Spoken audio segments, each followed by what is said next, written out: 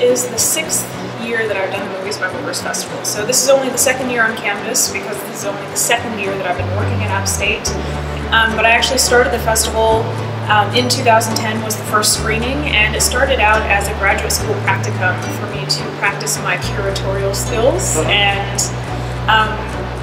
I learned a lot from that first process and wanted to repeat it, so I did it a 2nd year.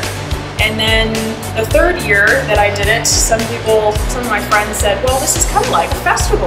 You know, you've been doing it and you're soliciting submissions, so you should call it a festival. And I was like, okay, it's a festival. And it's been a festival ever since. So for the dance community, I think it's important to be having a conversation about performance art in the digital landscape. I tell my students in class that dance film is site-specific, camera-specific, and edit-specific, which means that people, performers, can bend time and space the way that you cannot on stage, and you can focus the eye the way that you cannot on stage. One of the things that I thought about was the idea that, okay, everybody's taking the time to make these works.